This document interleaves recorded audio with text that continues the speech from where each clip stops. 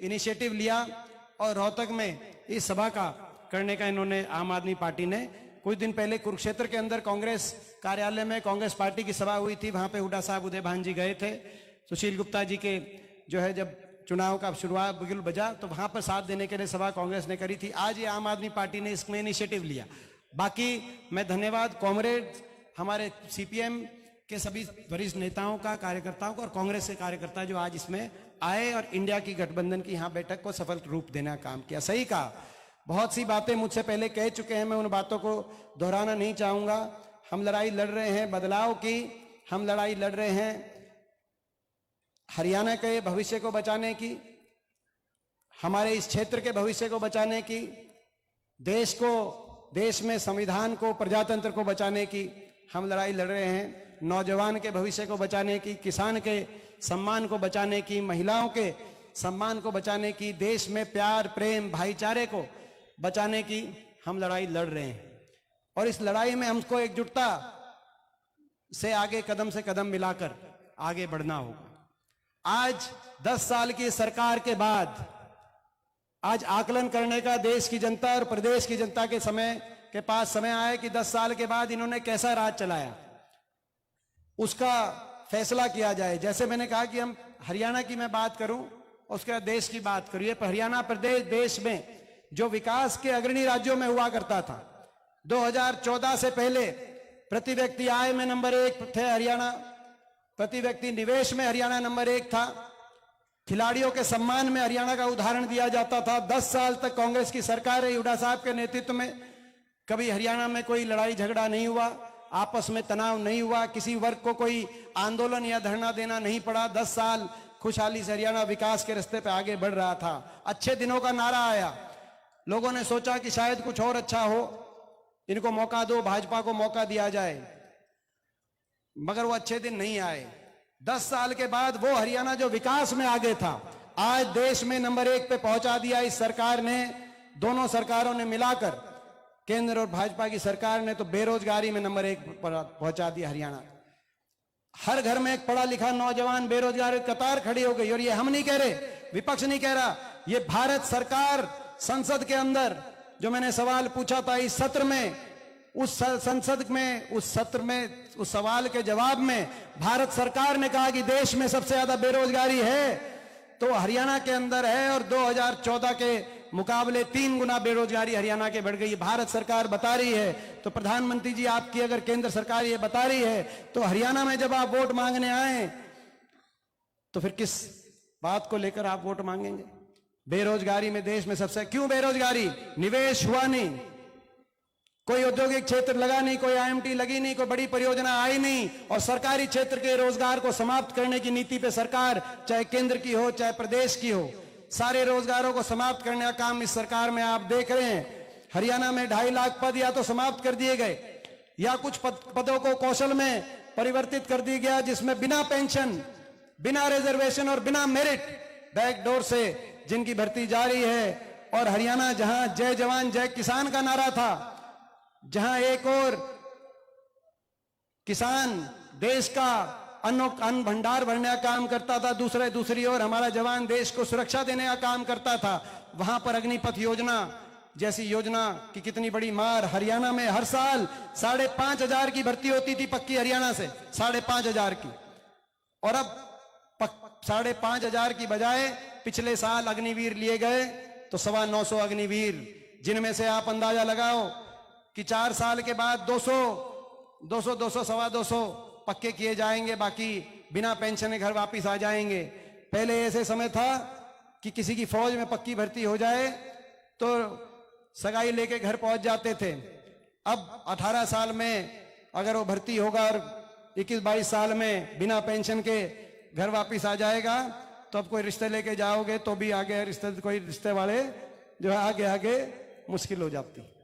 ये स्थिति आ गई। फौज भी, गर्व था हमें देश की फौज पे। एक ऐसा संस्थान, मैं राजनीति से ऊपर उठ के बात करना चाहता हूं, जिसने हमेशा देश के तिरंगे को ऊंचा रखने का काम किया।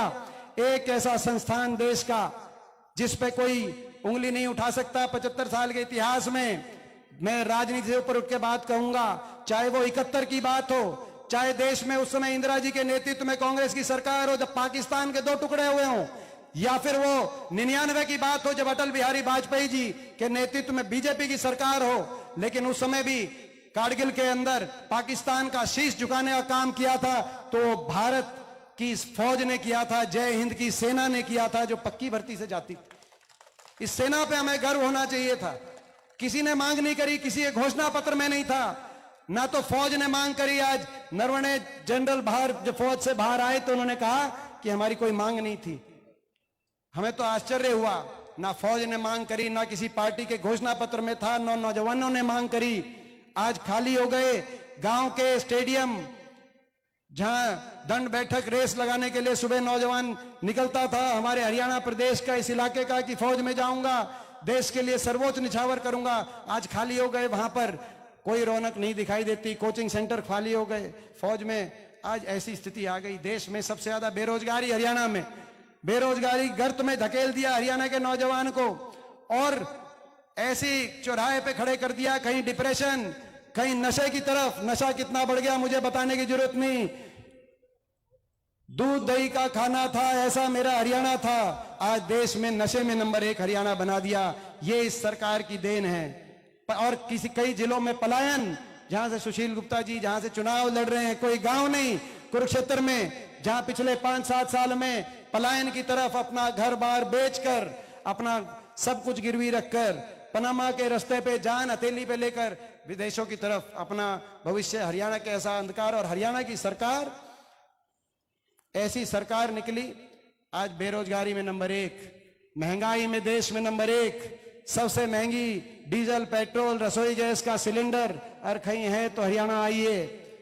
पहले हमने लिखा हुआ था कि सस्ता डीजल पेट्रोल चाहिए। 20 साल का पावर परचेज एग्रीमेंट, ये सरकार बदली, पहली बार देश के इतिहास में समझौता बदल दिया, महंगी बिजली लेने का फैसला कर दिया। उसी समूह को ज्यादा महंगी बिजली दे रहे। हमारे समय थर्मल कारखाने लगे थे। आज सबसे महंगी बिजली का बिल आज हरियाणा के अंदर, सबसे ज्यादा भ्रष्टाचार आज हरियाणा में। भ्रष्टाचार के आधार पे तो सरकार बनी। ये जो बीजेपी जेजेपी की सरकार है, आपको याद होगा दुष्यंत चौटाला का नारा ये नहीं था कि बीजेपी को समर्थन दो, जो वोट काटू बता रहे हैं आज सुशील गुप्ता। एक कहता था 75 पार। पिछले चुनाव में 2019 के चुनाव में खट्टर साहब कहते थे 75 पार, कहते थे कि नहीं कहते थे? मैं आपसे सवाल पूछना चाहता हूं। एक कहता था 75 पार और दूसरा कहता था बीजेपी को करो जमुना पार, यही नारा था। एक कहता था 75 पार, दूसरा कहता था जमुना पार। इलेक्शन होते ही दोनों बन गए पक्के यार, और हरियाणा बना दी भ्रष्ट सरकार। लोगों को कह दिया 5100 बुढ़ापा पेंशन पे समझौता कर लिया। मैं पूछना चाहता हूं, 5 साल बीत गए, चुनाव आचार संहिता लग गई, वो 5100 पेंशन कहां गई? 5100 की पेंशन का समझौता नहीं था, प्रदेश की जनता को लूटने का समझौता था, भ्रष्टाचार का समझौता था, महकमे आपस में बांटने का समझौता था, भ्रष्टाचार की फाइलों को बंद कराने का समझौता था। और महकमे बांटकर कोई शराब के महकमे से लूट रहा है, कोई एक्साइज के महकमे से किसने लूटा, माइनिंग के महकमे से किसने लूटा, सारी लिस्ट तो शायद हमारे पास भी नहीं, हम विपक्ष के हैं, सारी जानकारी निकलवाने की कोशिश करते नहीं निकलती, लेकिन सारी पोल इन्हीं के विधायक दादा राम कुमार गौतम जी ने समझौता होते ही खोल दी थी और कह दिया था कि खोपर बढ़ गया सरकार में और एक लाई जीमने लग रहा है।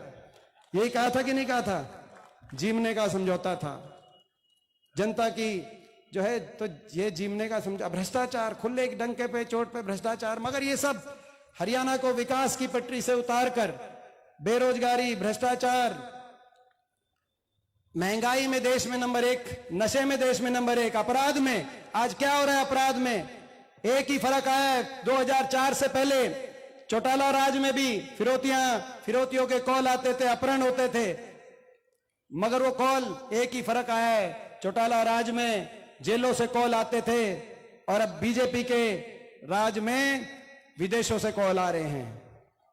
और दनादन कभी बहादुरगढ़ के अंदर गोलीकांड, कभी सांपला के अंदर, ये इलाका खुशहाली तरक्की की तरफ बढ़ गया था ये हमारा प्रदेश। आज अपराध में देश में नंबर 1, तो इन्होंने बहुत नुकसान कर दिया। लेकिन अगर काम ना भी करते तो हरियाणा प्रदेश का दिल बड़ा था। ये एक ऐसे लोग निकले जिन्होंने काम तो किया नहीं, लेकिन हर वर्ग का मान सम्मान तोड़ने का काम किया, हर वर्ग का तिरस्कार करने का काम किया। किसान 750 किसान अपनी जान 750 किसानों ने कुर्बान कर ली, मगर किसान पे अत्याचार करने वाली सरकार, उनका अपमान करने वाली सरकार। हमारी बेटियों को दिल्ली की सड़कों पे, क्या कसूर था उन बेटियों का, दिल्ली की सड़कों पे घसीटने वाली ये सरकार। एक हमारी बेटी जो हरियाणा के अंदर एक एम्प्लॉई थी, उस बेटी के साथ दुर्व्यवहार हुआ तो एक मंत्री पे आरोप लगा, तो खट्टर साहब ने विधानसभा में खड़े होकर कहा कि जिस मंत्री संदीप सिंह पे आरोप लगा है वो मंत्री रहेंगे। इतना अहंकार खट्टर साहब और सारी भाजपा को मैं कहना चाहता हूं, आपका ये अहंकार हम तोड़ेंगे। अहंकार जाएगा आपका,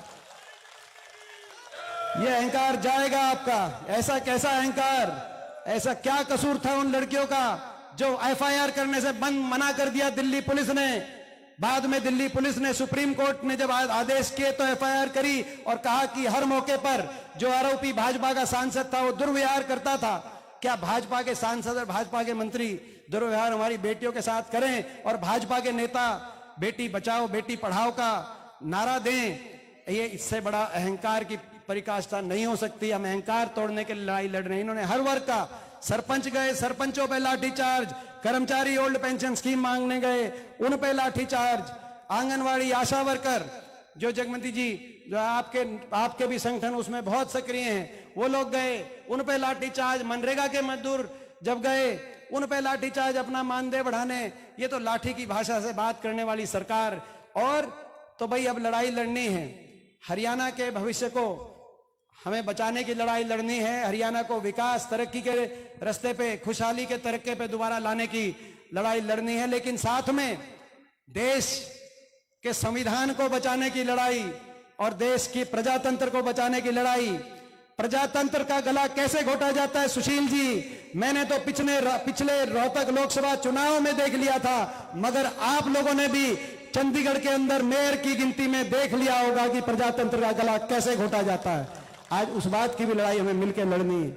वहां प्रजातंत्र का गला घोटने का काम कैसे किया कर रही है सरकार, और जांच एजेंसियों का दुरुपयोग कैसे कर रही है सरकार, किस तरीके से देश के तमाम विपक्षी नेताओं का निशाने पे लिया जा रहा है।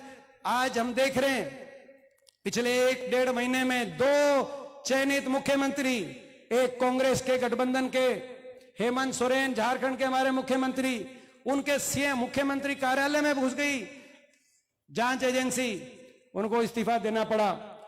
उनको जेल के अंदर एजेंसी उनके कार्यालय में घुसकर, और एक दिल्ली के अंदर जो हम देख रहे हैं। और केवल यही नहीं, चाहे खड़गे जी हो उनको ईडी समन कर रही है, सोनिया जी को कर रही है, राहुल जी को कर रही है, चौधरी उपेंद्र सिंह हुड्डा जी को निशाने पे लिया जा रहा है। देश में कोई ऐसा विपक्ष का नेता नहीं है जिस नेता को भाजपा अपने निशाने पे, भाजपा सरकार की एजेंसियां निशाने पे नहीं ले रही। विपक्ष की आवाज ये दबाना चाहते हैं, विपक्ष की आवाज को कुचलना चाहते हैं। मैं बताना चाहता हूं, विपक्ष की आवाज नहीं कुचली जा सकती, हमारी आवाज नहीं कुचली जा सकती। हमारे में वो संस्कार है। मेरे दादा और मेरे परदादा को काले पानी की सजा हुई अंग्रेजों से लड़ते हुए, तो दादा 8 साल अंग्रेजों की काल कोठरी में रहे उनसे लड़ते हुए। हमने अनिल विज जी की एक स्टेटमेंट आई, उन्होंने कहा पीछे जब वो मंत्री थे कि हमने एक जेल में कमरा हुड्डा साहब के लिए तैयार करा रखा है। मैं उनको कहना चाहता हूं, हमारे दादा परदादा ने देश के लिए, लोगों के लिए लड़ते हुए अंग्रेजों की काल कोठरियों से में अपनी जवानियां बिताई हैं। हम जो है, आप हमारी चिंता ना करो, हमारी आवाज नहीं था। मगर ये क्या, किस तरह से एक राजनीति, किस तरफ राजनीति लेके जा रहे हैं, किस तरफ प्रजातंत्र को लेके जा रहे हैं। आज केजरीवाल जी को जिस तरीके से पूरी आम आदमी पार्टी के, पूरी दिल्ली की आपने नाम सही लिया, संजय सिंह हमारे साथ वहां पर सांसद, हम वहां पे लड़ाई लड़ते थे। आज उनके सांसदों को, उनके मंत्रियों को किस तरीके से ये सरकार निशाने पे ले रही है। तो मैं समझता हूं इस लड़ाई में हम आप लोग के साथ हैं। और हम सब 31 तारीख को दिल्ली में भी बड़ी रैली है। ये जो अभी केजरीवाल जी पे जो कार्रवाई हुई, इसकी हम निंदा करते हैं। एक बार हाथ उठा करके हम इस कार्रवाई की, आज हम इस सभा के माध्यम से निंदा करते हैं, पूरा इंडिया गठबंधन। और 31 तारीख को जो हमारी दिल्ली की जो सब दिल्ली में सभा है, जनसभा ज्यादा बड़ी संख्या में हरियाणा से हम कांग्रेस पार्टी से भी, आपकी पार्टी तो उसमें पहुंचेगी सारी, लेकिन कांग्रेस पार्टी से भी हम वहां पे उस सभा में ज्यादा पहुंचेंगे ताकि एक गठबंधन का मजबूत मैसेज वहां पर जाए। तो आज संविधान को, लोकतंत्र को बचाने की भी ये लड़ाई है। इस लड़ाई में हम सब एक हुए हैं, देश के भविष्य को और हरियाणा के, क्योंकि ये सही बात है, ये लोकसभा चुनाव और हरियाणा में परिस्थिति एक और है। लोकसभा चुनाव के कितने महीने बाद विधानसभा चुनाव आएगा? 3 महीने बाद। 3 महीने बाद तो यहां का जो लोकसभा का नतीजा है वो सीधा विधानसभा को प्रभावित करता है। नहीं तो पिछली बार ही बदलाव हो जाता। जब नतीजा आया तो आपने भी और शायद हमने भी दिल में ये सोचा कि ये 75 पार नहीं तो हो सकता है कि भाई जो है 75 नहीं तो 65 पे आ जाए, 65 नहीं तो 55 पे आ जाए। हमें क्या पता था कि भाई बराबर मैच चल रहा है, लोग पिछली बार ही बदल देते। तो लोकसभा का जो नतीजा है वो हरियाणा का भी आने वाले समय का भविष्य का निर्धारण हरियाणा से होगा। तो मुझे विश्वास है हरियाणा की 10 की 10 सीटों पे हमारा गठबंधन जीतेगा, देश के अंदर भी परिवर्तन आएगा और हरियाणा के अंदर भी परिवर्तन का रास्ता बनेगा। मैं आप सब यहाँ पे पहुंचे हैं